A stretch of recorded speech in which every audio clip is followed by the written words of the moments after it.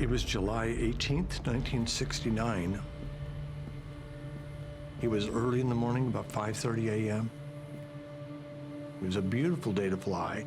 No wind to speak of, so how could it be better? We start up the engines. We were full of fuel. Everything was fine, and we started taxiing. And then, sure enough, the aircraft started to climb.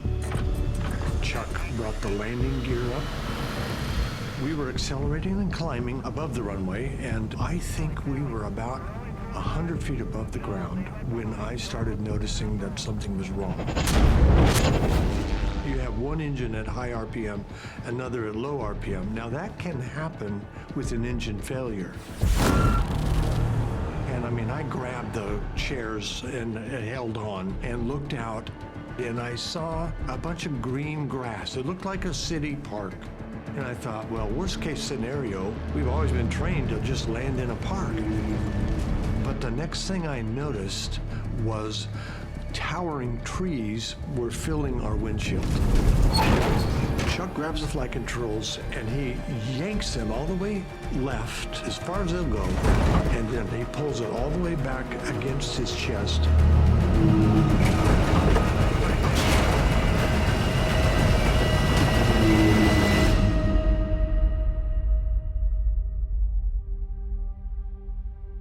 I suddenly found myself above the crash site, but unaware of what I was looking at or why. I was not in any pain. I was not in any fear or discomfort. I was just above this crash site.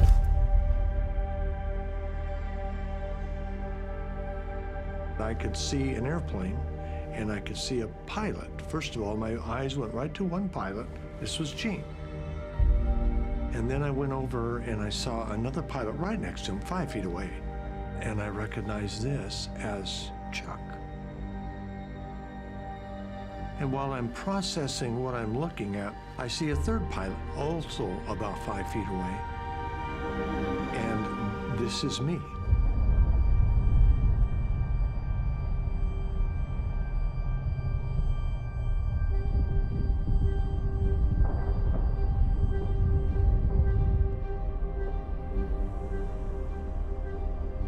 Imagine if what we're living here on this earth is really being lived on a flat black and white painting on a wall. And death is separation. So when we die, our spirit separates from our physical body. You die and you're ripped off that flat black and white two-dimensional painting, and you're brought out into a three-dimensional room of color all around you. You're experiencing things you've never experienced before, even though you can see your world is contained within this world. Then imagine you're put back into that flat black and white painting, and you have to describe 3 dimensions of color in 2-dimensional black and white terms. How would you do it?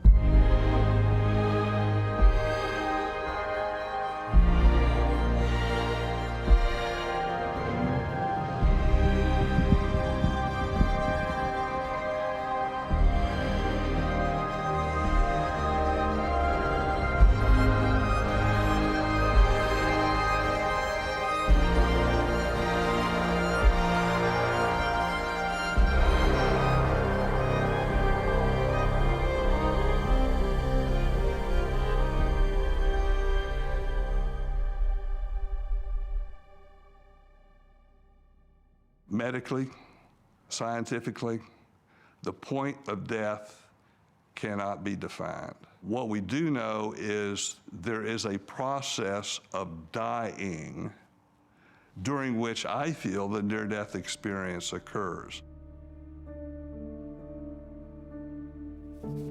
75% of the people in that first study had had a documented cardiac arrest. Part of the experience is they said they floated up out of their body and they could see what was going on during the resuscitation. I felt that myself as a cardiologist could pick that apart. That's when everything went dark. just felt like I was fainting at the beginning. And then it's like pulling the curtain or snapping a light or something. Somewhere around that point, I was still on the floor, and I recognized myself down there, kind of curled over in a half fetal position. And when you saw your body, did you look at your body for a moment? Did you see your face? I could see my right ear and this side of my face because I was laying facing away. How did you feel when you were in that state? Pretty buoyant. Felt be up, get something going that nobody else in the world knows about. Have you told a lot of people about your experience? Lily Olden first. What? The second printing.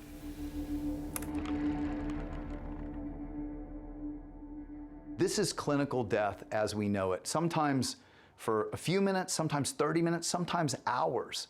And yet modern medicine, or the miraculous, I don't know, resuscitated them, and they were able to come back and talk about it. You may think you've died.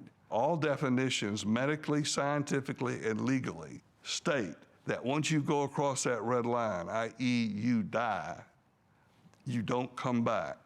And I like to say doctors resuscitate, not resurrect their patients. I was actually an agnostic. I didn't know if I believed there was a God. I don't know if I believe there's a heaven or not, but my dad was dying of cancer. And someone gave him the very first research on what's now called near-death experiences. And I saw it on his nightstand, picked it up and read it in one night, and that just got me curious. So it kind of opened my eyes, my mind, and I started to explore from there. I found it fascinating, kind of the train of how this whole near-death experience phenomena started to get traction in America. Dr. George Ritchie was the first one to really talk publicly about this. He was actually at Camp Barclay getting ready to go fight in World War II. What happened during those 9 minutes? Who did you see? What happened? I met the Christ because I was told to stand up. You're in the presence of the Son of God. He came into my room, and he conducted me through 4 different realms of life after death. That life really is forever. We don't die. Death is nothing more than just a gateway through which we go. Dr. Moody actually heard him lecture at the University of Virginia, where he was a visiting professor, and heard him talk about this near-death experience. In 1969, I became a professor of philosophy at East Carolina University. And in teaching courses on Plato, I began to hear these experiences from my students and also from other faculty members. I was brought into this field kicking and screaming. I was at the University of Florida in Gainesville with Sarah Kreitzinger, who was a psychiatric social worker at the hospital I was working at. She had picked up Raymond Moody's book, Life After Life, about 2 months after it was initially published. She read it, she gave it to me, she asked me what I thought. This is Dr. Raymond Moody, noted psychiatrist, lecturer, and researcher. He is perhaps best known as the author of the groundbreaking examination of the near-death experience, the best-selling book, Life After Life. It has sold upwards of 15 million copies and has been printed in 14 different languages. They tell us, first of all, that they seem, from their point of view, to leave their physical bodies, to float up above the scene of the resuscitation, and to watch the events going on down below.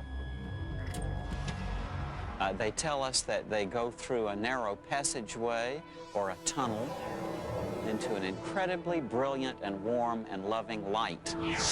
Hogwash. I'd never heard these experiences before. I went into the hospital, asking some of the older physicians, hey, you ever heard a patient say this? No. So I was very skeptical that these things were even occurring, and if they were occurring, they were either hallucinations or delusions or whatever. In cardiology, we're about scientific studies. So I asked a few people who had been resuscitated, And the third patient I talked to had an experience similar to what Moody talked about in his book, Life After Life. So Sarah and I said, well, maybe we ought to look into this further. We devised a scientific protocol to interview these people. We tape recorded the interviews. We took down their background data, their demographics, et cetera. And this went on for 5 years. First of all, I'd get permission to tape record it and then say, okay, go. Tell me what happened. 2 or 3 people lifted me and put me up on a dolly, all metal, 4-legged metal. When they first threw me up on the table, he struck me. And I mean, he really whacked the hell out of me. They shoved a plastic tube like that you put in an oil can. They shoved that in my mouth. It was at that point I noticed another table-like arrangement with a bunch of stuff on it. You know it later, it's the machine that they thump you with. They were coming toward, they were moving on me, is what it was. When you were up looking down on your body, did you see details? Yeah, I could see a whole lot of details, like blood spots on the wall, but it was splattered on the wall, and then they had washed it up. These people say, I've never told anybody about this, Doc, and by the way, I'm the only one that's ever had this. So the near-death experience at that time, and that's about 45 years ago, was not well known. And so these people were sort of coming up with it on their own, and they were suspicious of me asking the questions, which to me lent credibility to what they were telling me. Many of them said, for example, that they'd tried to tell their doctor about it or a minister about it, and that they were dismissed. And in those initial years, the people that I talked with were just very happy that at last somebody would listen to them. I started at Northern Kentucky University in 1972. I was hired as an assistant professor, and I was offered a promotion to full professor at the age of 25. And I was also given tenure my third year. 7 students, myself and my wife, toured Amsterdam and then went up to Denmark, spent a few days there, went to Sweden for a day, and last week, it was a 3-week trip, and our last week was a week in Paris.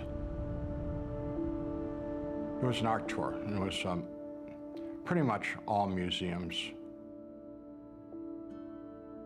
On that Saturday morning, June 1st, 1985, I had the most acute pain I'd ever experienced in my life in the center of my abdomen, right there.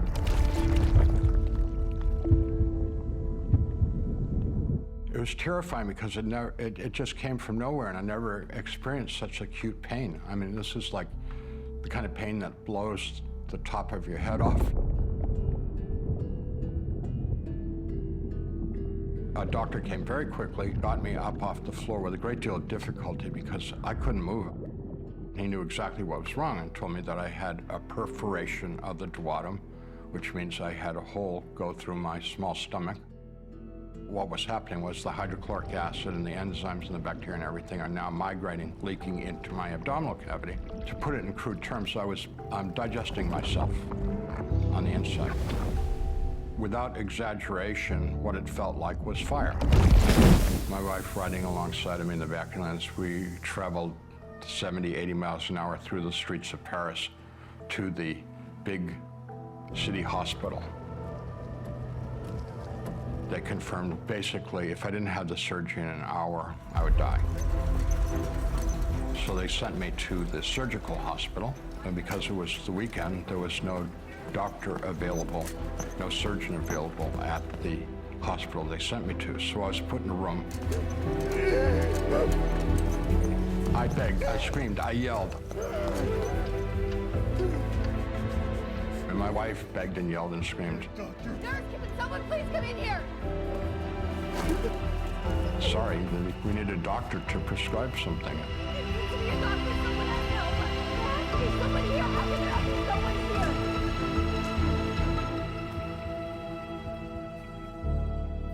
there I was for 10 hours. About once an hour, the nurse would come in and ask how I was doing, and I would tell her in French and in English that I was dying, and shrug their shoulders and walk away. I wasn't in fear, I was in terror, because I was 38 years old, very successful in my career at the university, you know, wife and 2 kids, nice house, 2 cars. The thing that kept going through my mind is, this can't be happening, this can't be happening, this can't be happening. People ask me, how do you know you were dying? It's like the stupidest question in the world. When you're dying, you know it. With every breath. I felt like I had one more breath to go.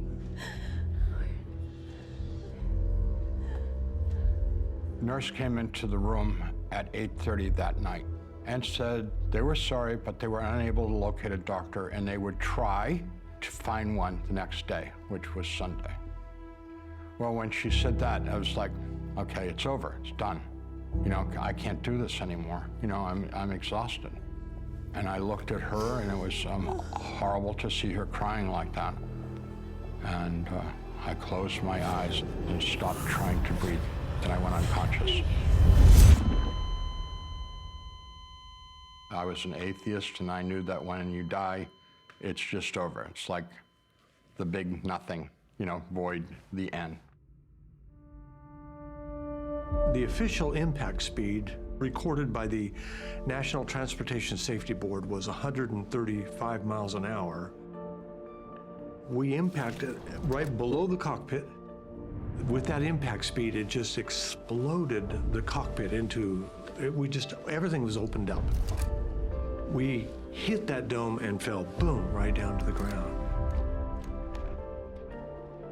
I'm told by the curator of the mausoleum that the mausoleum is 6 stories, 7 stories tall, and we slammed right into the top of it. I can remember today as well as I could 5 years ago, 10 years ago. You realize that you are not a body. I believe it's what happens to everyone when they die. I awoke from unconsciousness, standing there next to the bed, feeling better than I'd ever felt before in my life. My vision was greatly increased. Instead of seeing 160 degrees, I could see almost 360 degrees. My depth of field was total. When I looked at something close, everything far was in focus. Being an artist and being a visual person, that was the first thing. It's like, wow, I've never been able to see like this. Then I realized that I could hear, smell, taste, touch, everything. I could feel all the little nuances in the cold linoleum floor. I could hear the buzzing of the fluorescent lights in the ceiling really loudly. All of my senses were greatly, greatly enhanced. I'm looking down and I'm realizing there's my body, but I'm up here. I can't be dead because I've never felt more alive. I was not only alive, I was free. And I didn't understand this, but I realized then, okay, I am a spirit. I have a soul, and I used to live in that body. I was pressed up against the instrument panel and was motionless. It was 16 minutes before the fire department got there. The paramedics got there right after. They put me and Chuck in the same ambulance, and I have tremendous, strong memories that I'm watching my body and Chuck, and I'm chasing that ambulance as it goes through the streets. I have no idea how to explain a lot of the things we're talking about, but chasing that ambulance without really any effort, how did I do that? I don't know.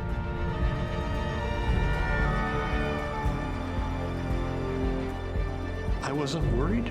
I wasn't in pain. I wasn't concerned, really. I was questioning, what is this all about? while no two near-death experiences are the same, they have a very consistent pattern of elements, or what occurs during the near-death experience, that typically occur in a very consistent process.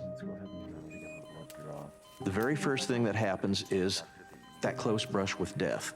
They're unconscious, they may be clinically dead with absent heartbeat, absent breathing. At that time, when they shouldn't have any experience at all, they do. Often the first thing that happens is what's called an out-of-body experience.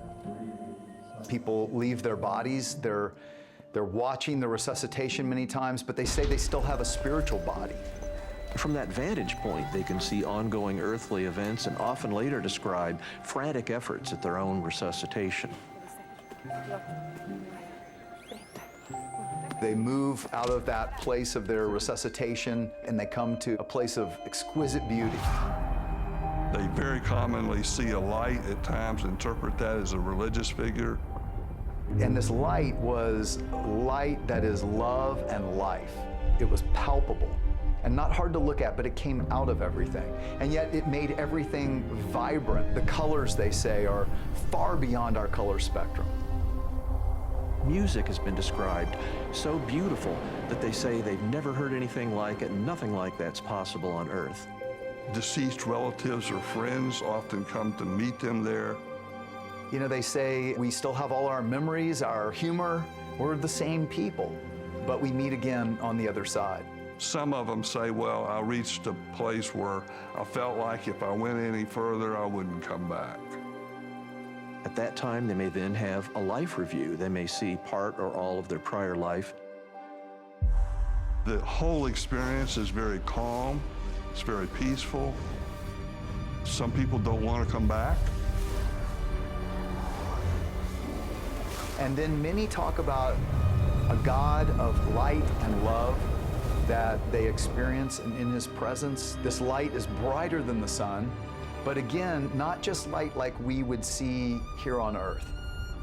And they feel an unconditional love and peace and acceptance from this God like they've never experienced before. Ultimately, they either make the choice to return to their earthly body or are sent back involuntarily. This God almost always says to them, your time is not up yet. You still have a purpose on earth. Sometimes He asks them, do you want to stay or do you want to go? Many times He says, you got to go back. None of them want to go back.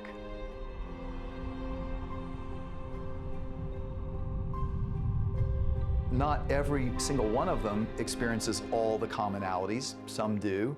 Some experience 3, 4, 5, some 10, 20, some all of them.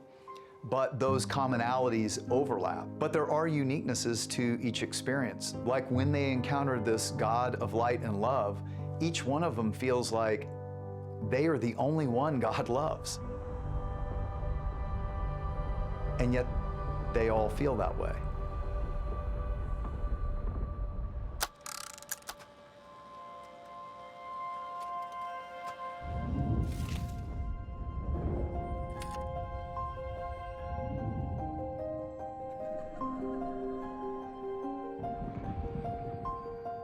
You know, actually, these near-death experiences are not new. Plato wrote in the Republic about a soldier who comes to on his funeral pyre and had an experience like this. Paul in the New Testament, who wrote much of the New Testament, I believe in Acts chapter 14, he's stoned to death in Lystra and left for dead, and then he gets back up. And he talks about how he had an experience of going to heaven. In the ancient world, presumably these experiences were very rare. By the time I started investigating it in the 60s and 70s, the advent of cardiopulmonary resuscitation had greatly increased the number of people who had been to the brink of death and recovered. So there were a lot of cases. Some of them say, well, I reached a place where I felt like if I went any further, I wouldn't come back. And I get questioned about this a lot. And the question is, well, is that really a barrier or not? And my answer is, well, I've not been able to interview any of them that didn't come back. So I assume that if they do go over that, it very well may be a point of no return. I have no evidence to suggest that, except I have no evidence to refute it either. Raymond Moody heard about our work, so he called us up to his house along with 2 other researchers. And that's when I met all of these wonderful people, Bruce Grayson and Mike Sabom and Kenneth Ring. We got together, we compared notes, and we said, you know, we ought to form a group and share with one another what we're doing. And it eventually turned out to be what's now known as IANS, International Association of Near-Death Studies. After 5 years of doing research, Dr. Sabom ends up writing a book, convinced that this really does show that there is life after death. But then even more fascinating, he publishes in the Journal of the American Medical Association his findings and what changed his mind. I was in my residency training and I was going through a bound journal looking for a cancer-related article, and completely by accident I found in the title of an article the term near-death experience. Everything I knew as a doctor said, this is medically inexplicable. In this article, all around the world were people having these experiences while they were unconscious, even clinically dead. Who can't be mystified by that question of what happens after you die?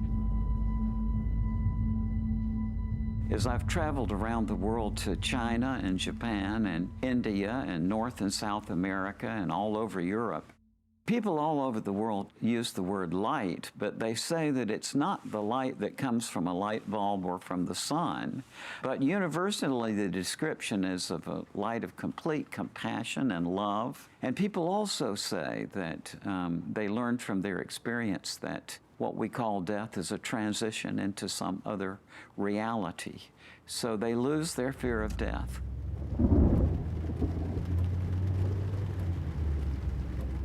The day was January 18th, 1989. Very chilly by South Texas standards. I almost stopped in a little town before you cross all the bridges to get some coffee. I didn't. The people who were on the highway ahead of me, she wanted some coffee. They pulled over, I drove past them, and they came in behind me, Dick and Anita on a wrecker. It was foggy and a slight rain. It was wet.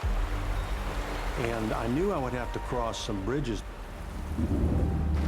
It was an old bridge, and it is very narrow.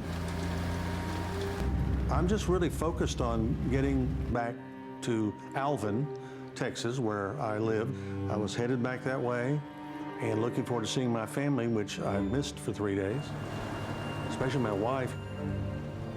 What I didn't know was that steep embankment was there. It's like going on a tunnel, because you have this big metal superstructure above you, on both sides of you. You can see only really to the end of the bridge, and then the highway goes up. So I couldn't see beyond the end of the bridge. Out of nowhere, a tractor-trailer truck hit the car in his lane, and then came over into my lane and hit me head-on.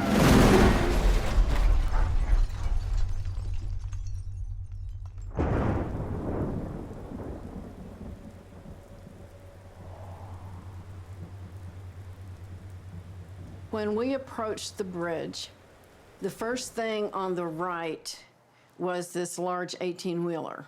And then the next thing on the left, I believe was a gray car. It had a single older man in it. Then the next thing was Don's red car that was all crushed and smashed. So we were only 4 vehicles on the bridge at that point. I was stationed in Walker County at the time. I said, how does it look for him? And they said, not good at all. That was, just something I never forgot. I mean, was seeing that. It was a miserable, miserable day. Traffic is backed up for miles in both directions, because at that time, it was the only bridge across that lake. In fact, Dick Onerrecker and Anita had to leave their car and walk up on the bridge to get to where the accident was. Police approached Dick first and said, don't even bother with that man. I've already checked him and he has no pulse. And then Dick did check, and he could not identify any pulse. You could see from this wrecking yard picture that the trajectory of the truck as it went over. When the truck hit me, it literally took this arm over my shoulder into the back seat. The steering wheel actually went horizontal and into my chest. My head had banged up against the metal side of the interior of the car. My right leg was broken at the knee. But I must have slid in the seat a little sideways because it hit from that angle. And when it did, it literally severed my left leg just above the knee. And 4.5 inches of the femur was ejected from the car and actually never found. I had been killed instantly. My heart was not beating, so it was not pumping blood. I died on the bridge.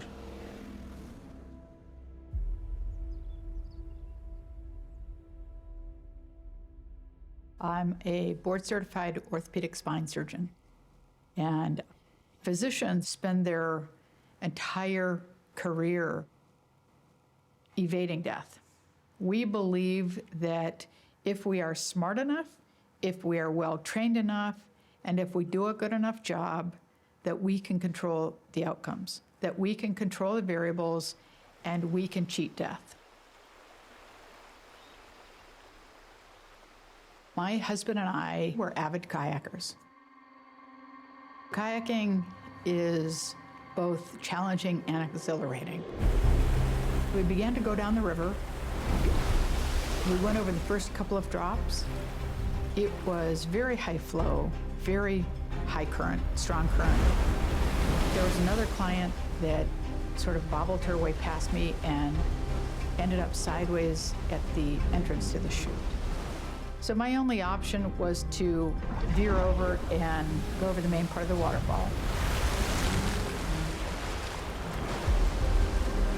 And the front end of my boat became pinned.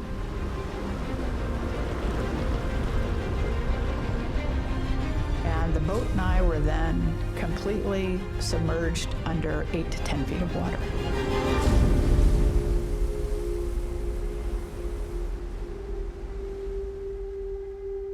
I recognized that I was probably going to drown.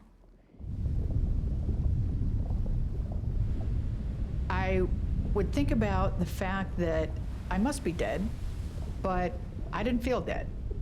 I felt more alive than I've ever felt. I felt this incredible experience, like I was just part of the water. I felt magnificent, actually.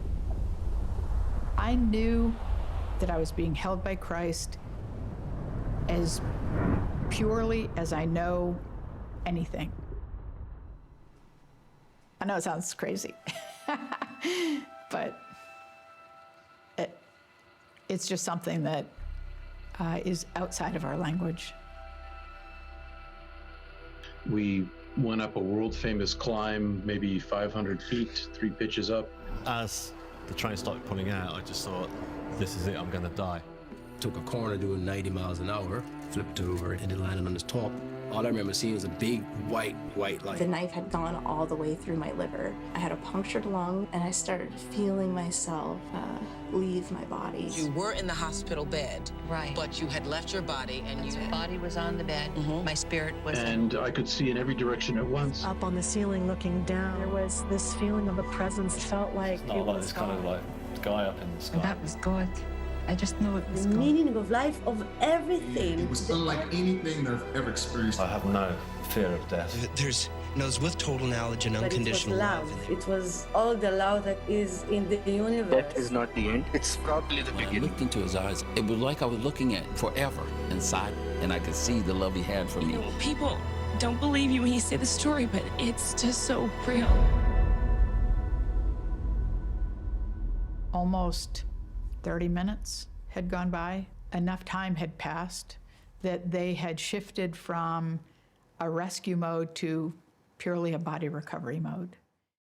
I could see this bloated purple body, and I never felt alive and then dead. I never felt conscious and then unconscious. I felt conscious and then more conscious. I felt alive and then more alive.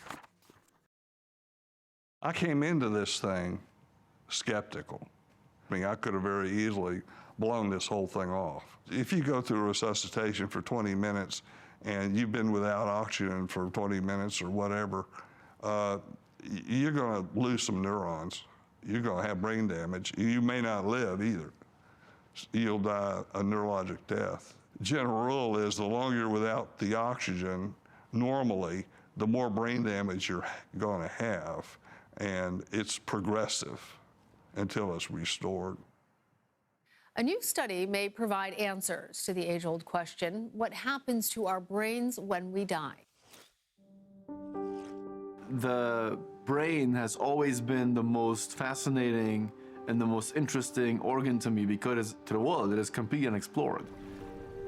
I was working in Vancouver at the Vancouver General Hospital.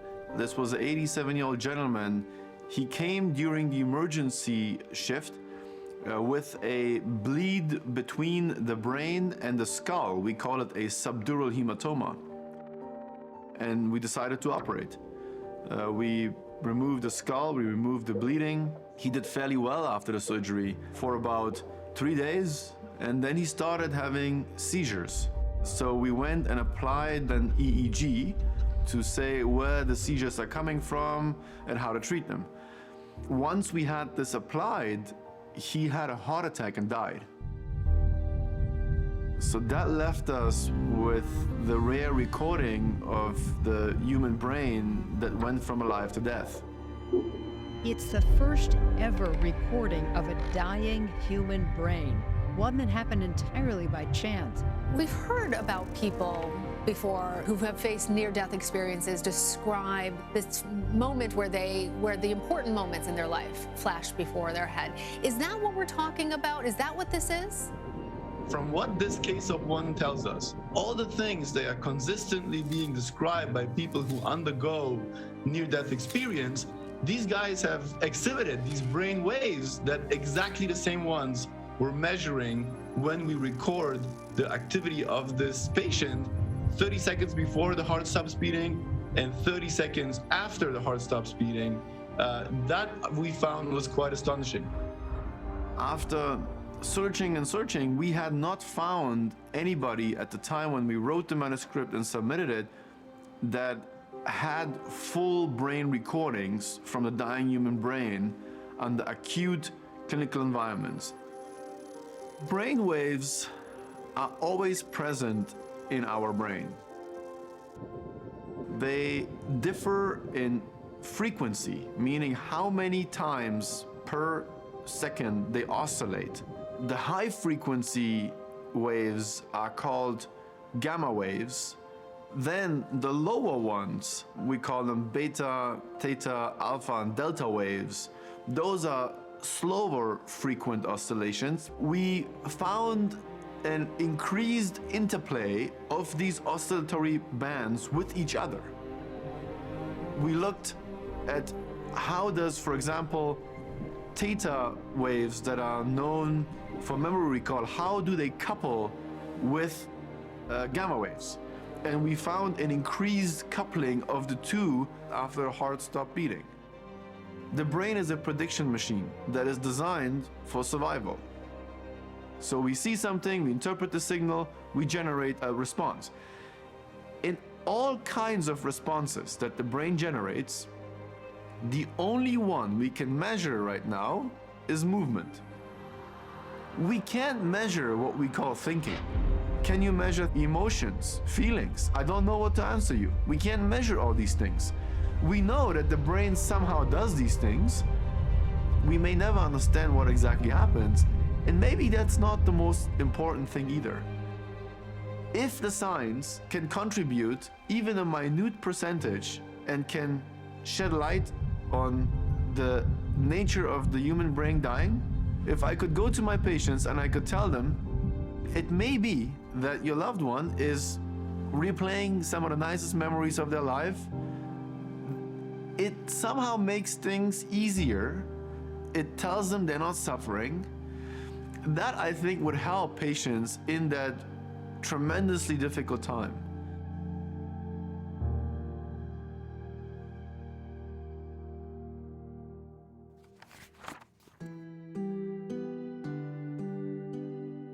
Growing up in South Korea, I grew up in a Buddhist home. Ever since the age of 6, 7, I was asking questions like, why are humans made? Why are we born?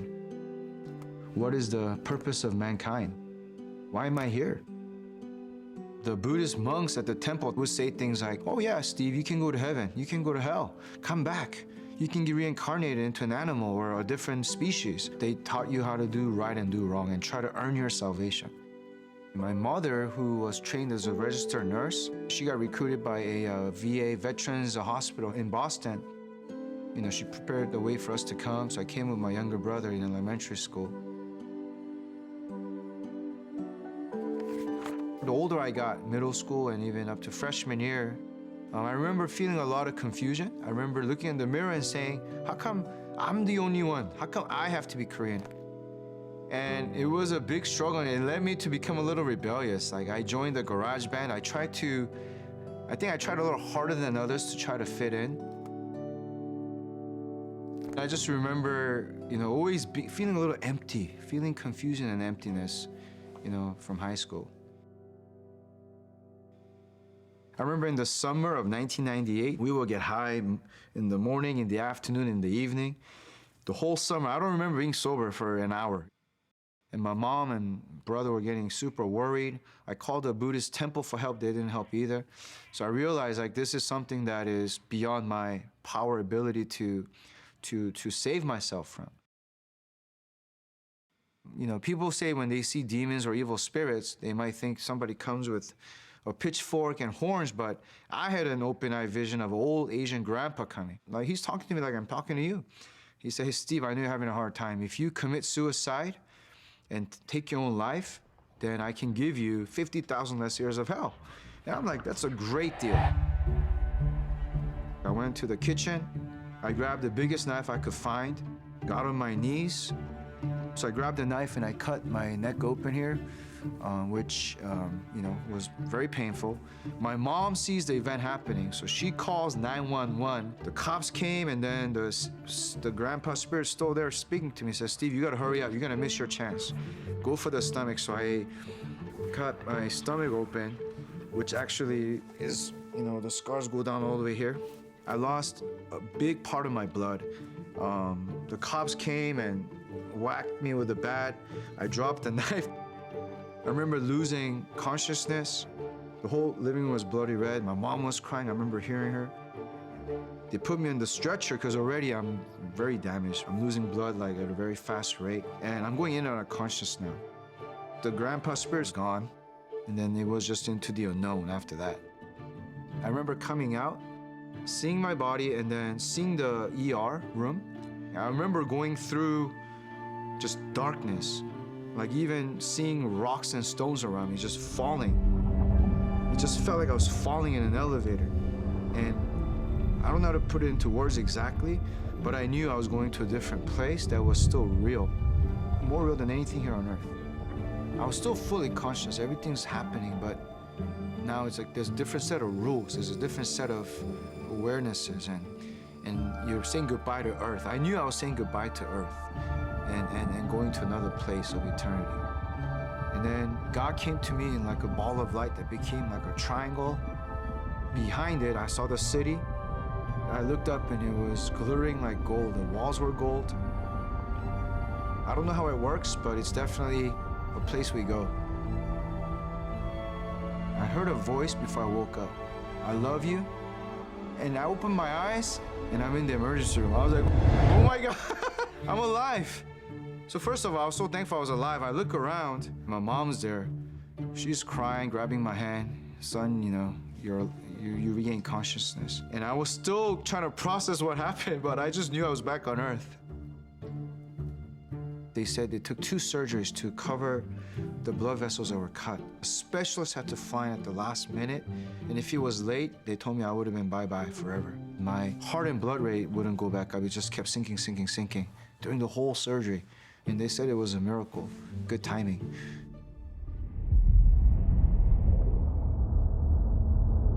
I know one thing. We all live once and die once. And there is judgment after.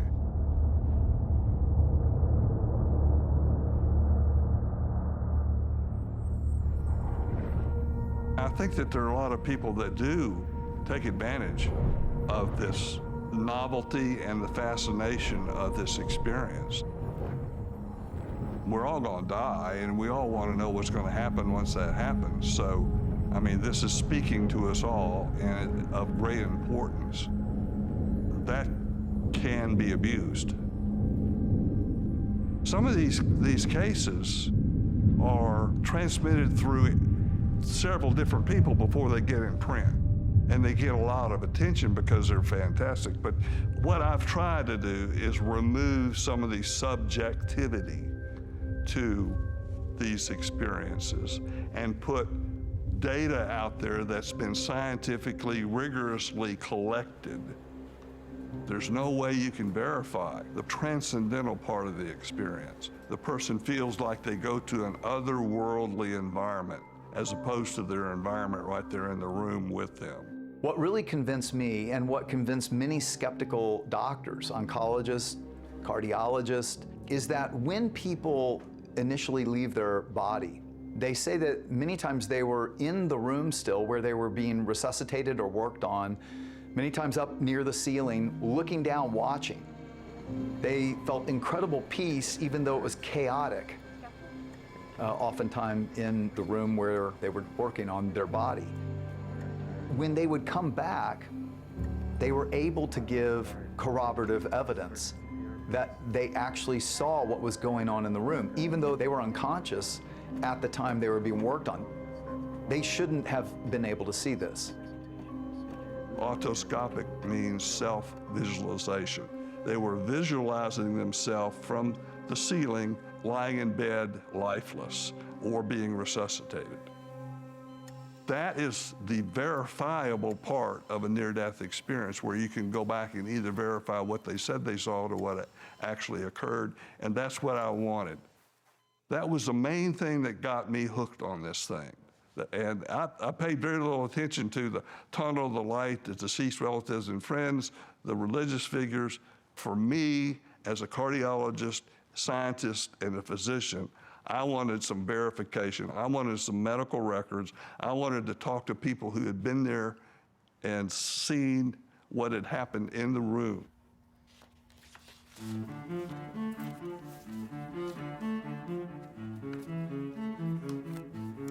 Back in the early 1990s, when I was a resident training in neurosurgery at Phoenix and at the Barrow Neurological Institute, one of the best places to go in the world, it was a destination center for neurosurgery. I was on the chairman's service, Dr. Robert Spetzler. And Dr. Spetzler is world-renowned. There was a patient who came to him named Pamela Reynolds. What we're looking at is the aneurysm that she had, which is at the very base of the brain. This is the balloon that can burst and cause this incredible catastrophe. It's all the way at the very base of the brain. And that is why it's so incredibly difficult to get there. The anatomical location of the basal artery is a neurosurgeon's no man's land. She underwent an operation, again, a pretty unusual operation called cardiac standstill. I came in several times into the operating room because it's a cardiac standstill case, and they're fascinating. If you were going to do a laboratory experiment, this is the perfect experiment. She was put on the operating room table and immediately put under general anesthesia. A cardiac standstill operation requires teams of medical providers, surgical providers, all of which is designed to, 1, drop the temperature of a person's body, 2, drain out all the blood out of their body, 3, keep them in a state of suspended animation, shut down brain function, and you've actually stopped the heart. They had these things in her ears that emitted 95 to 100 decibel clicks. If the click went off and you saw a spike on the EEG that was measuring the brainstem, then you knew the brainstem was active. No heart that's beating, a brain that's no longer functioning. And what they had to do is get it so that those clicks were eliciting no brainstem reactivity, i.e. it was flatline. So she was pretty much totally isolated from the environment physically, and medically she was in a, that's why they call the procedure standstill. Everything was at a standstill. She would be clinically dead for a whole hour of the operation. She had a three-part near-death experience. The first part was the out-of-body or autoscopic part when Spetzler first started up the brain saw. She heard the conversation between Spetzler and the surgeon about the artery being too small in her right femoral artery, and they had to switch over to the left. The visual part, she saw the bone saw, which I didn't even know what it looked like myself as a cardiologist.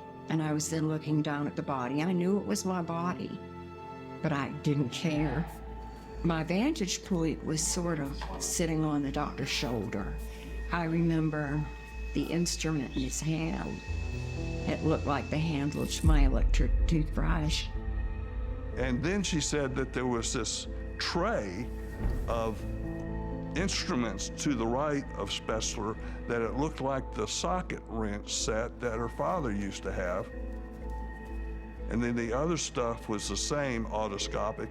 And in between those two experiences, which she relates the experience as a continuous experience, she had the transcendental experience. I felt a presence.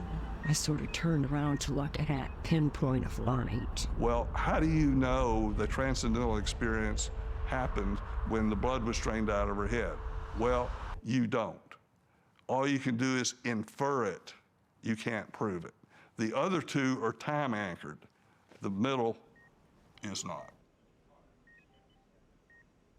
Pam came back, I believe the following day.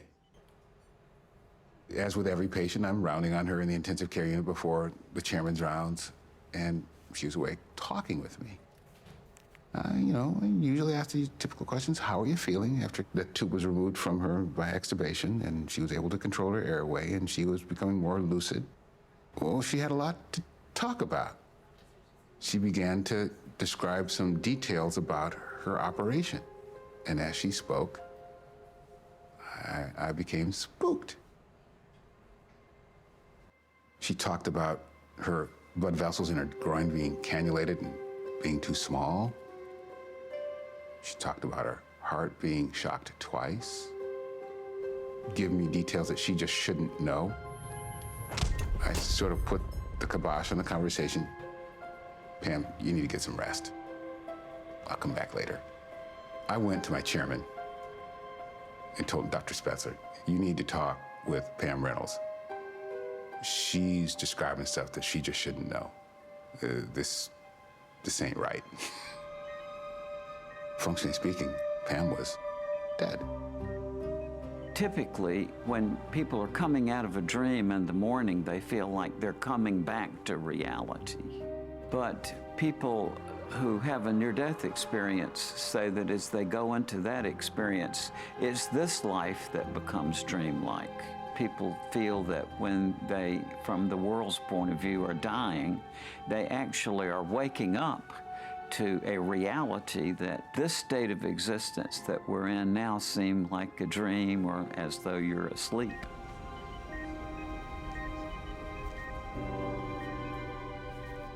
I think the near-death experience is where science meets religion. There is a big difference between proof and evidence. This is all evidence, but enough evidence at some point makes it so close to proof that most people would say, it's right, it's real. I gotta watch what I say because I don't wanna unnecessarily alienate people. I think skepticism is good. True skepticism, but rigidity is not. In other words, if you have an ideological opposition to something and you fight tooth and nail to support it or at least advocate it and refuse to look at the other side, that's not being objective. There's a lot about the afterlife that we don't know for sure. We'll all know for real only after we die and not completely before then. There have been lots of alternate theories. Fighter-pilot syndrome. You're pulling G's, it feels like you're going through a tunnel. Some say psychedelic drugs like a DMT or LSD or mescaline. Vibrant colors and maybe going to another place. You name it, DMT, ketamine, LSD, those are generally illicit substances that produce hallucinatory effects. And in fact, many people that take these illicit substances and the difference between the experience they have and the typical near-death experience is very striking.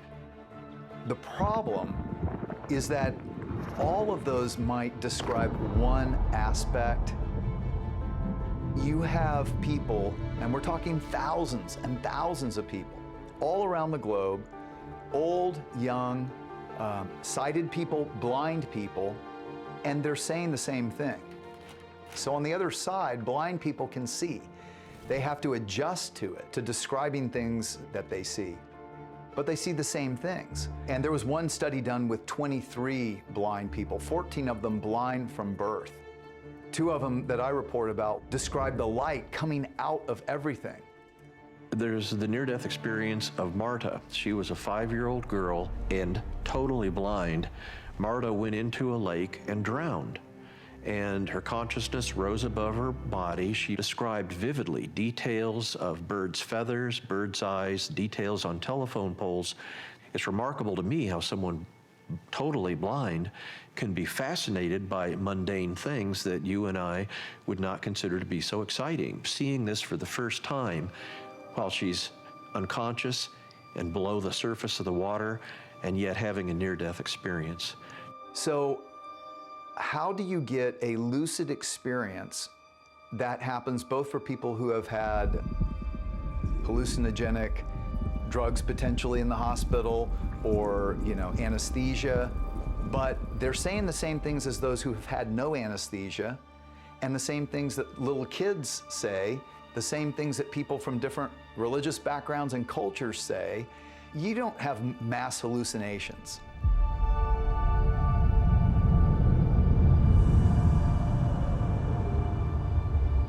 The moment the truck struck me, I was standing at the gates of heaven.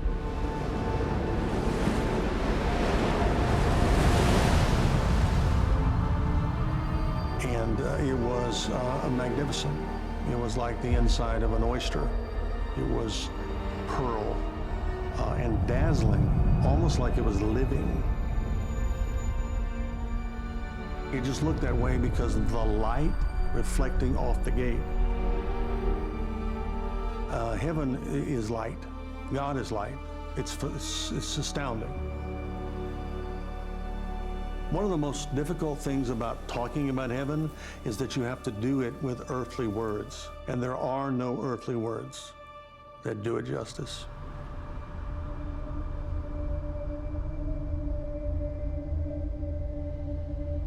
I did think for a moment, okay, I died. Okay, I'm gone. And was I sad? No, not at all. I wasn't worried about my mom or dad or what they would think or nothing. I was only looking forward to where I was going, and it was nothing but joy and peace and love and unity.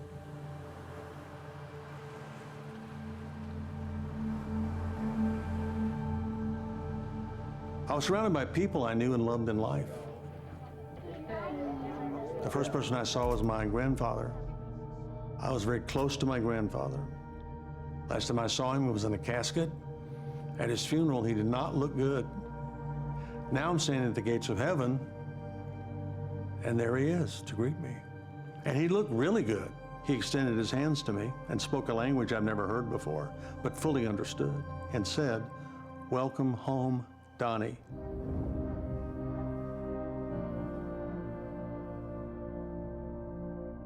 I recognize this group of people. These people are looking at me with such love. They're all seemingly at the prime of their life. And these people were greeting me, and they were so delighted that I was there. And I knew that they were there for me, to welcome me, to greet me, to love me, to make me feel known. And I knew that they had known and loved me as long as I've existed.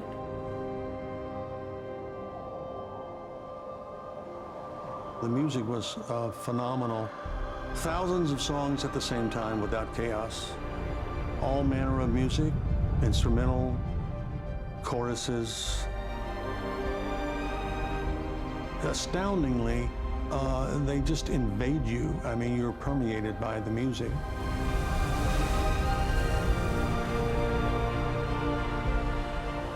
My senses were incredibly vivid, touch and taste and feel and hearing. It was just it's just the most real thing that's ever happened to me.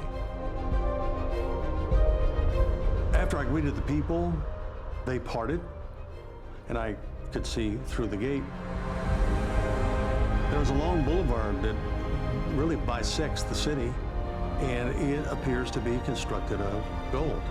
So many of the things that we experience here are there, but infinitely more glorious and perfect. I wanted to climb that hill and fall at the feet of the great God of all creation and say, "Thank you for letting me come." That was my objective.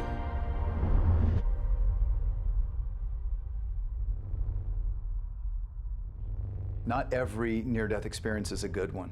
23% of those who come forward talking about them talk about how they had hellish experiences.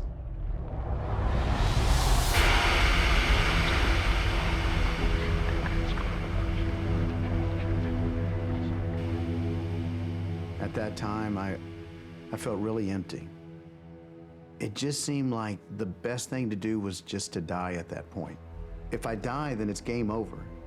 And if I die, then the pain and the suffering, the depression, the darkness, all this is going to stop.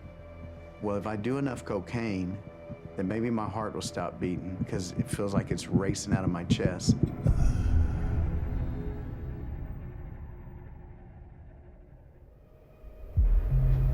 And I didn't see a bright light. I saw a black tunnel. It felt like somebody grabbed me and dropped me in this outer darkness. As I started racing down this tunnel, it seemed like infinity. It was like a bottomless pit. I don't know how, but I was no longer high. All my senses were at 1,000. I knew that I had died, and it was one of the scariest moments in my entire life. And I'm racing down this tunnel that seems like forever, like 1,000 miles an hour as I'm just free falling. If I'm going to hell, there's gotta be a mistake because I never killed anybody, I didn't rob a bank. I mean, I'm a good person. I'm not a bad guy. The only person I hurt was myself. When I began to justify how good I was, it went faster, like 2,000 miles an hour. It speeded up the process, like now you're really going to hell. I remember at that point, I cried out with all desperation. I said, "God, you need to come help me right now because I need you. If you really exist, I need your help. So you gotta come down. Please, God, I need your help."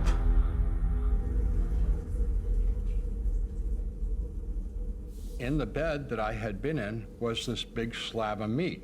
And when I looked at the face, it bore an amazing resemblance to me. And I could not understand how that could resemble me, but I was perfectly well standing there, perfectly alive, looking at this hunk of meat. The other thing that bothered me was that my wife would not respond to me. Well, at first I started talking in a nice voice, and I started yelling at her like, you know, what the hell's going on here? Look at me, talk to me, you know, I'm all better. You know, what's that thing in the bed? How did it get there? I was very upset, very distressed. And then I heard people out in the hallway outside the well-lit room in the darkish gray, hazy hallway.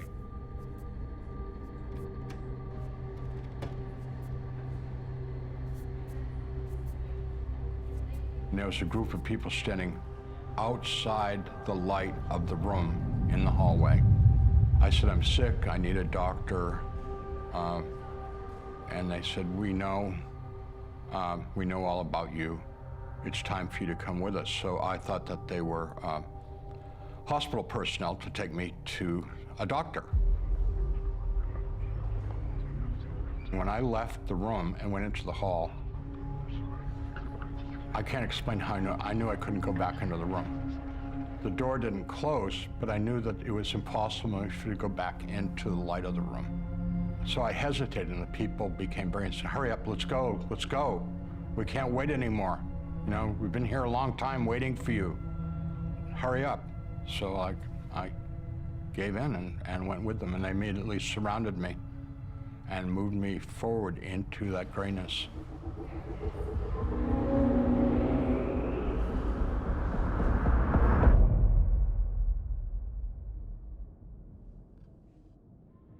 As we moved along, I could not perceive walls, ceiling, any feature at all.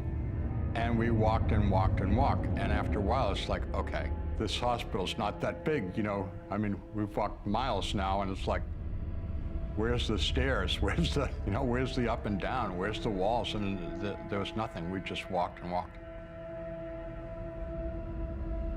So I was asking the people around me, like, this isn't the hospital, this isn't right, you know, where are we, stuff like that. And their response was, shut up, be quiet, keep moving, move, move, move! They'd say, you're gonna find out, you'll find out, you're gonna get there. There was a lot of people around us, possibly hundreds, I don't know. They were being very vulgar, very threatening, very scary. I'm in abject darkness. I have absolutely no idea which way is forward, backward. I mean, all I knew is I wanted to get away from them. They said, no, you've got further to go, and they started to push and shove me. And I fought back. They began by punching, shoving, kicking, and then they started biting, scratching, and tearing me apart, literally. Disemboweling me, gouging my eyes. And it was accompanied with a great deal of laughter and joy.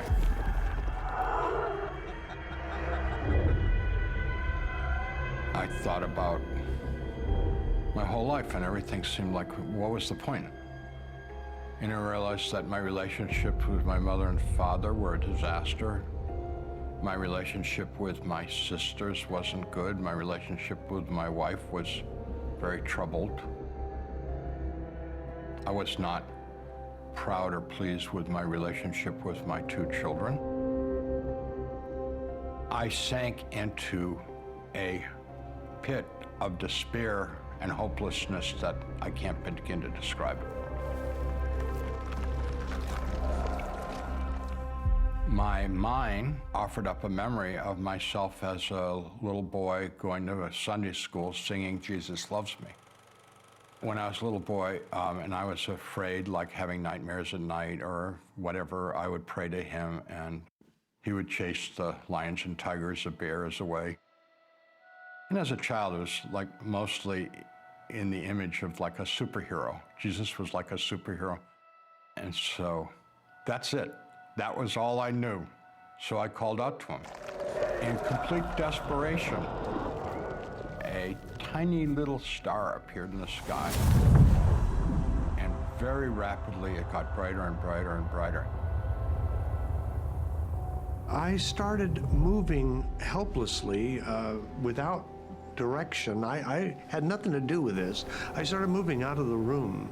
I next realized that I have left the hospital and now I'm traveling almost like a rocket ship, just moving out of this atmosphere. As if in deep space. I all of a sudden realized we were not on the ground anymore. We were moving upward, straight upwards. So I've got my face buried in his chest, hanging on to him. I'm like, I don't want him to let me go because I'm afraid if I let go, or if he lets go, I'm going to fall back into that horrible place again. And there was a beam of light was lighting the pathway of where I was going. My whole life flashed in front of me, as big as the sky. Tiny spheres of light. They weren't planets, they weren't stars. These were beings going to Earth. Where we were going was what I first thought was a galaxy, huge world of light. The light that I'm looking at is coming from none other than God himself. Inside the light was life. And inside that light was love. And my body is still on Earth. My brain and eyeballs are back there. And I'm sensing and discerning all of these things. When you leave this earth and you step into the eternity, everything is crystal clear.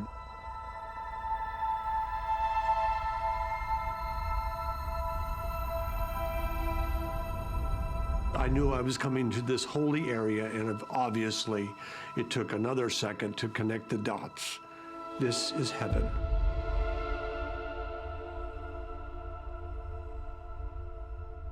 And he spoke to me for the first time in his voice, but it was telepathic, but it wasn't a thought of mine. It was his voice in my head.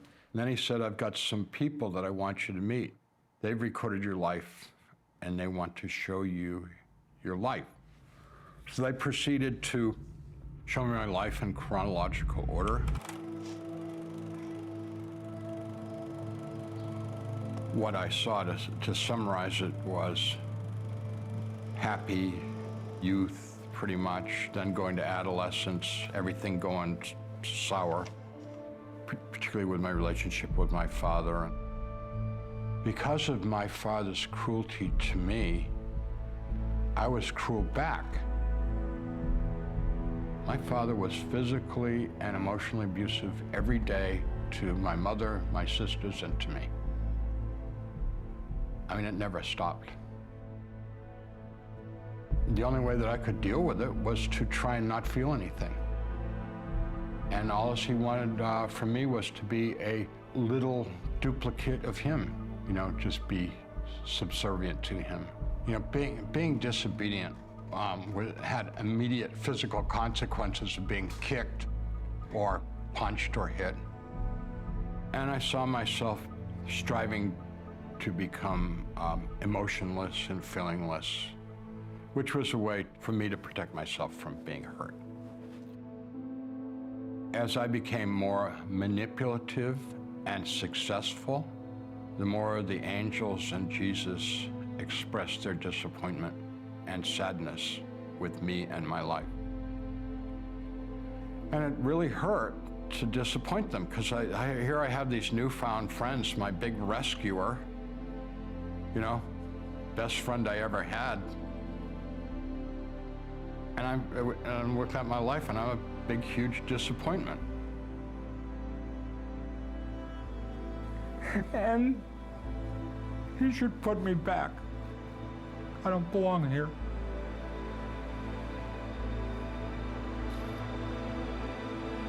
You know, you've made a mistake. I don't belong here. And he said, we don't make mistakes. You do belong here.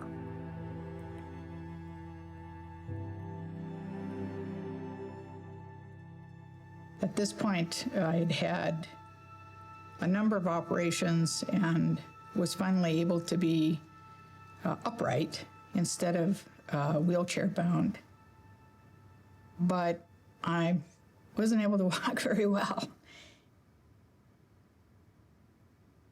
When I was sent back to my body, I knew that sharing my experiences with other people was part of the deal.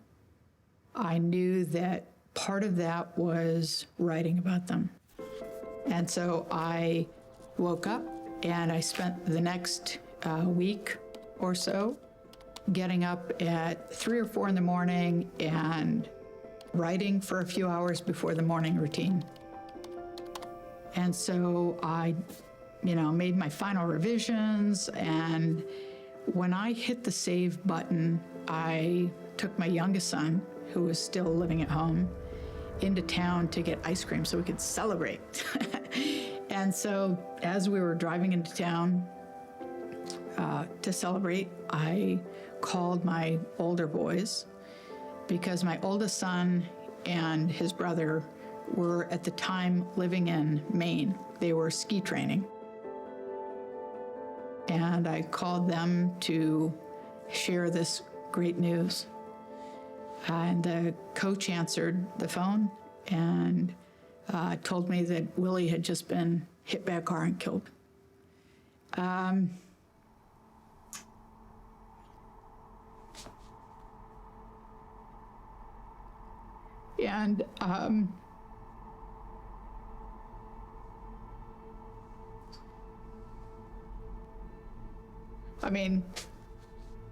I reacted like any mother would.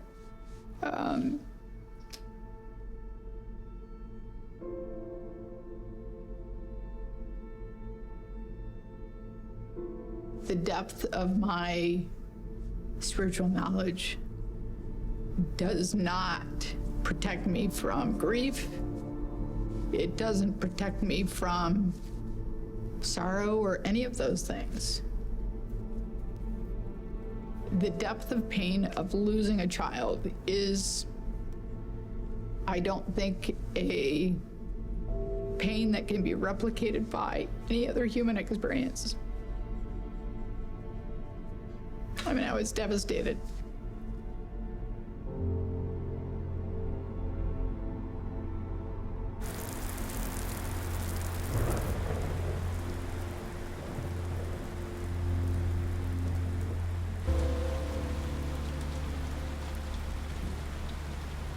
And it all stopped just as quickly as I had arrived.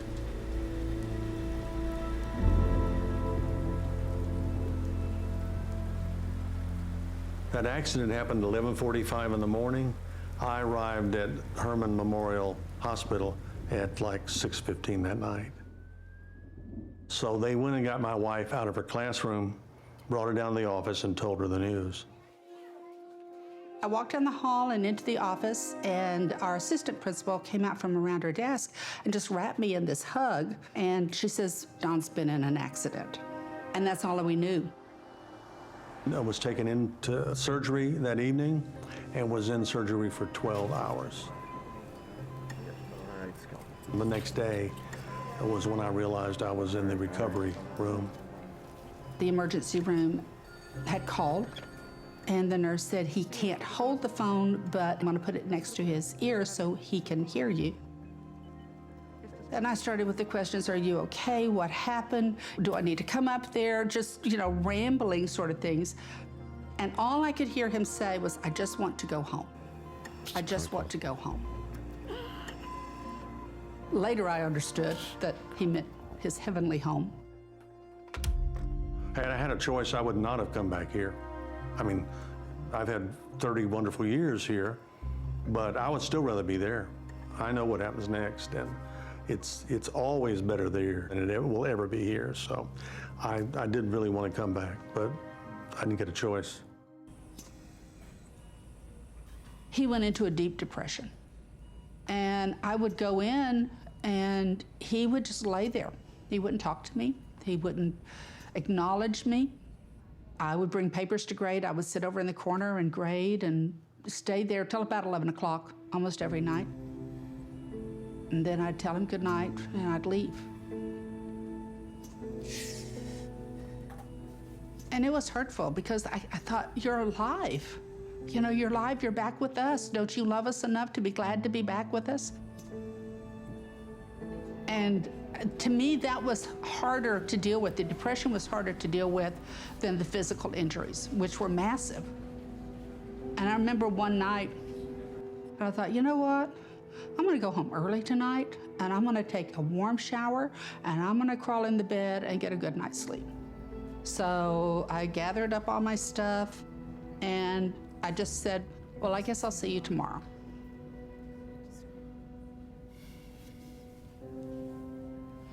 No response. That night, something clicked inside of me, and I had it.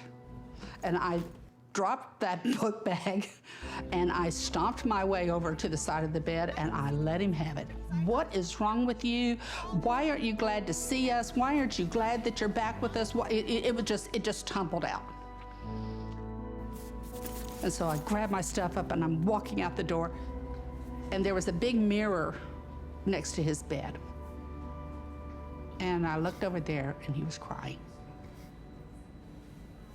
Just tears. So I walked myself back over, and I kind of had to, we had so many metal things that I kind of got my way in, and I just wrapped him in my arms. And I said, it's gonna be okay. And I realized then that I had to accept that sometimes he was going through things I didn't understand.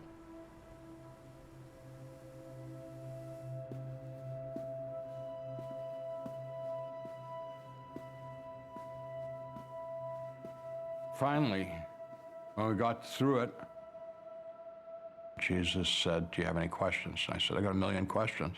He said, what do you want to know? So I asked him everything that I could think of to know. And if we went through that, it would take us several years. And he gave me a whole new understanding of everything. I said, great. Now that I understand, I want to go to heaven. He said, I'm not ready for heaven yet.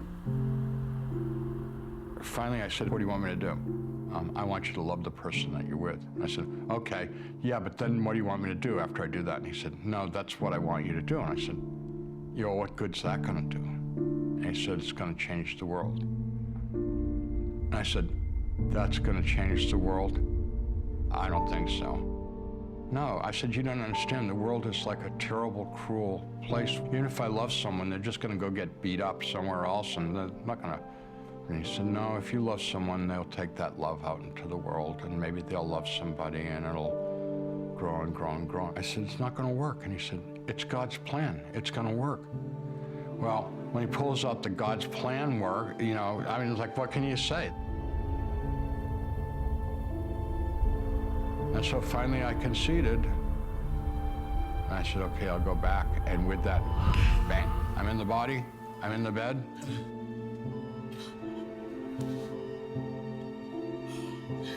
The nurse who'd been in the room comes in and says, a doctor has arrived at the hospital and we're gonna prepare you for surgery.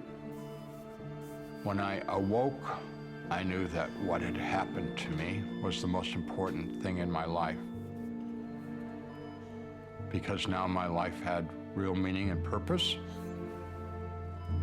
I was very, very weak. I'd been in surgery for hours.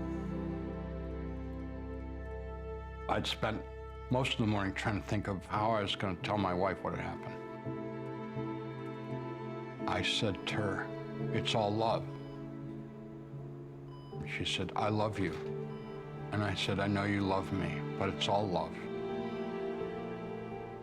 And she said, what are you talking about? And I said, it's an ocean of love. And you have to just go into that ocean of love and be a part of it. And she said, okay, Annie. Try to get some rest.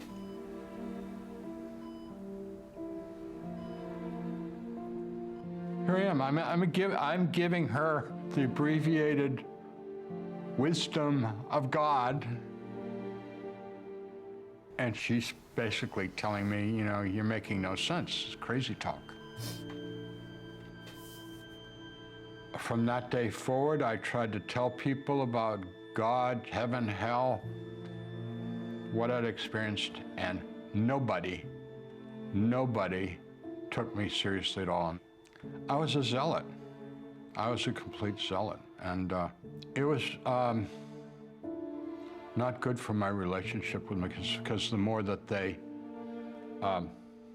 did not respect what I was trying to tell them, and the more they told me I was nuts and crazy and stuff like that, the more it totally alienated them from the Bible, from God, from me. I mean, it was completely counterproductive. It was a disaster.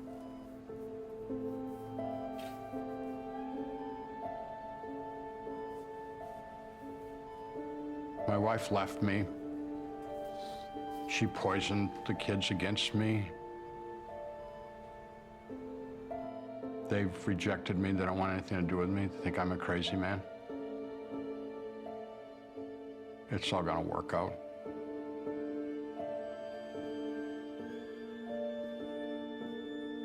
I know that God works stuff out. It just doesn't happen on our time frame. I mean, I'd like it now, and it's not happening right now, but it could happen tomorrow. It might take a long time. I don't know.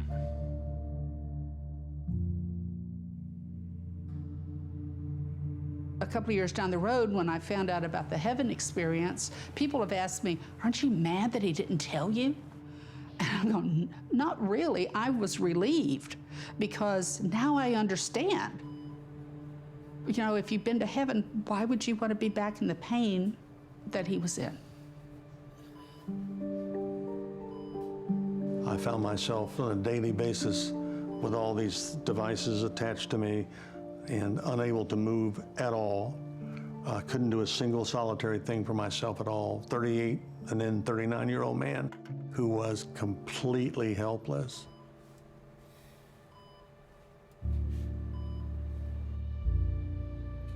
Why? You let me see that, and you brought me back to this. What is going on here? What's the purpose of this?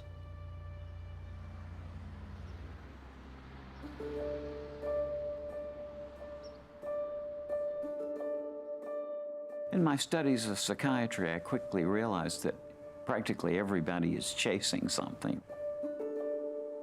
Some chase fame or money or power. But what I quickly realized in talking with people who had near-death experiences is that whatever they were chasing before, this experience convinced them that what life is all about is learning to love. And they all come back all around the globe with the same aha, that God is love, and that how we treat and love one another is what matters most to God. You have people who have these experiences and come back and their life is radically changed. When I came back, one of the things I knew, I wanted to make friends with my dad. Not only was I able to forgive my father because I understood that he was just messed up because of his messed up childhood. All my father really wanted to do was to be loved, but he didn't know how to do that in appropriate ways, so he tried to be loved in inappropriate ways. He thought obedience and discipline. And my mother and my sisters were really angry with me because they all told me several times, you and Dad hated each other, and now you're his best friend. Why? I'd say, because he's my dad. Grace is passed along and passed along and passed along, and it's powerful. It's powerful because people change their lives for the good. They find hope, peace, love, joy, contentment, you know. And they also find God and eternal life.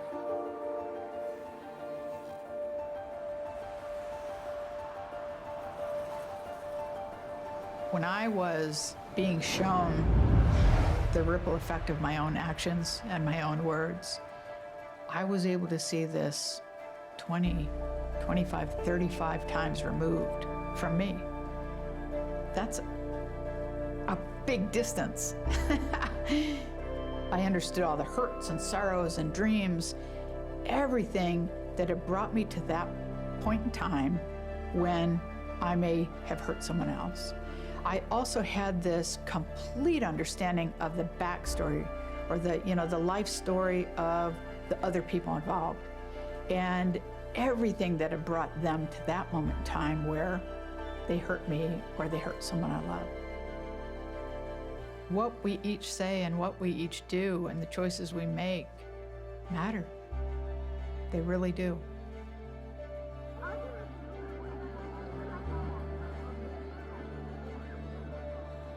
When I talk about my son's death, I know that he went home. And I'm sure that he didn't want to come back either. I'm sure he was reassured that we would be fine. When my time on earth is done, my oldest son will be there to greet me. My father, my stepfather. I now know other people who have died, people who I love, people who are important in my life. I don't see us here on earth and God's world is over here. I think we exist in the midst of it. I had the most overwhelming sense of being home, of being where I really belong, where we really belong, all of us. It took about a few months to recover fully. I was still feeling the pain, feeling a little down, depressed. Seeing hell and heaven changed me to kind of prioritize others. So at the age of 35, I joined the Army Reserves. I became a chaplain. People who just came back from war, and you could tell that they had a very heartbroken experience or psychological damage, the atrocities of war. So we did a lot of counseling. We would pick up phone calls at 2, 3 in the morning, go with them to training, hang out with them. I would tell them that there's hope. I would tell them that depression is not forever. I believe all over the world there are so many unique NDEs and near-death experiences in so many cultures and backgrounds, American or not, all types of religions, because death is as real as life. And I believe God in His mercy, no matter what religious background you are, allows you to go through that so that you can seek Him in the process. I don't know why some people survive and some people don't. I wish I wouldn't have survived.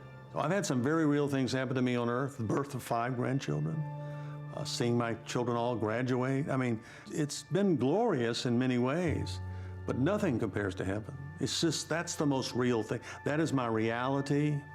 This is not. What do we have more in common as humanity than death? And to know that there's hope beyond this life, that there truly is beauty and relationship and love and adventure ahead. You know, that all of our history and our memories, they don't end and we don't become something else. It goes on. People ought to keep an open mind to what's going on, not accept everything they hear from people, from me, from anybody. Be skeptical. Ask questions. Think about it. There are things that we can't explain, and I think it needs to be documented as much as we can. Documentation is important. Without that, it's an interesting story, and that's it. We can only do so much. You know, we're human beings, and we do the best we can. I think most people really do. We don't have all the answers, and I don't think we ever will have all the answers in the scientific realm. What is the human soul? Is there a human soul?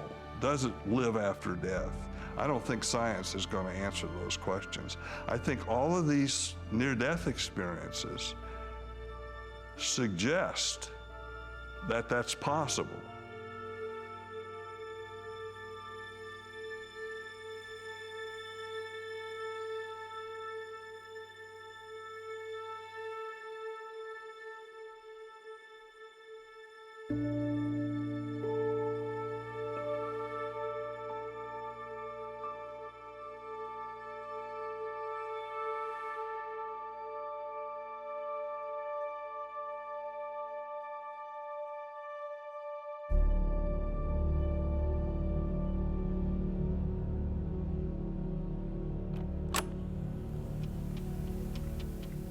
when you had the cardiac arrest, you think you were hallucinating me? No, sir. I surely was. That was real. I've lived with this thing a good while now, 3 years, and I haven't told anybody because I don't want to put the straitjacket on me. But you seem like a reasonable fellow. It's real as hell.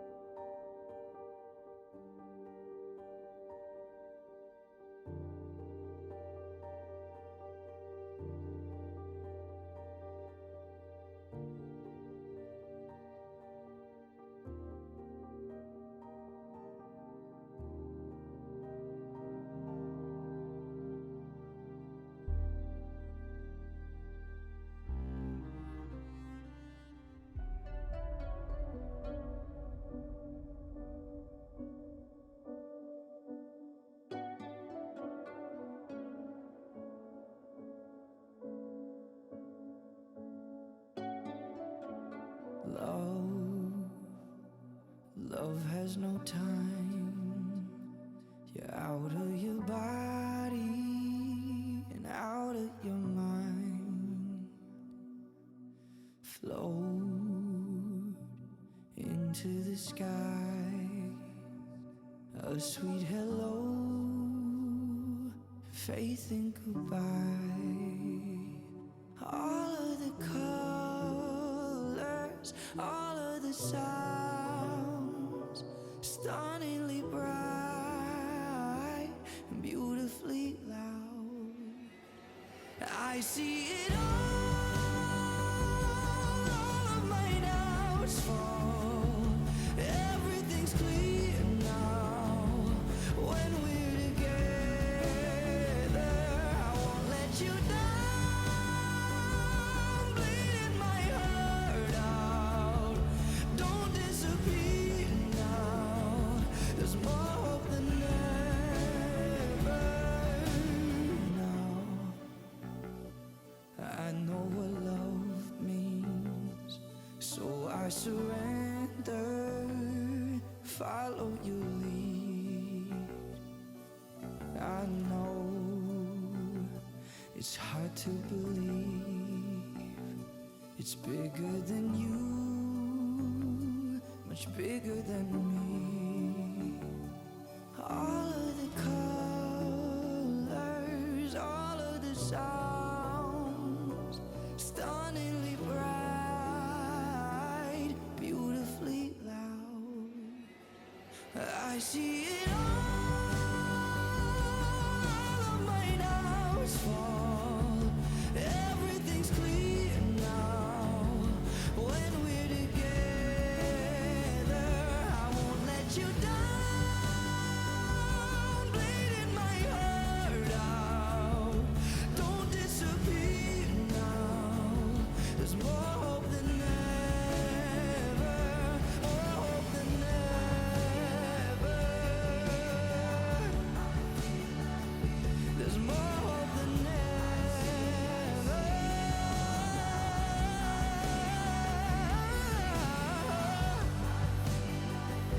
There's more hope than ever.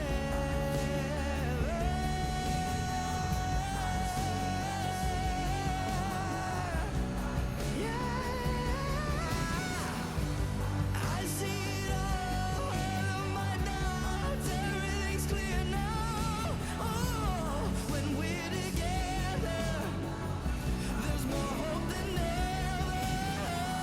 I see it all now. I feel it all now. When we're together, there's more hope than ever.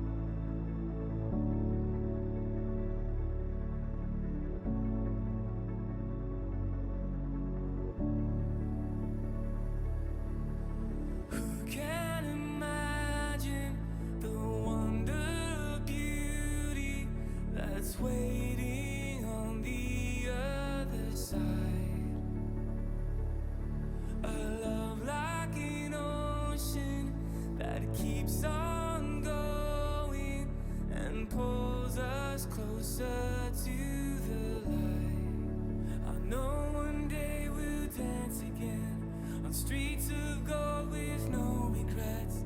We'll join the angels and the saints singing out together. I can't wait to pray.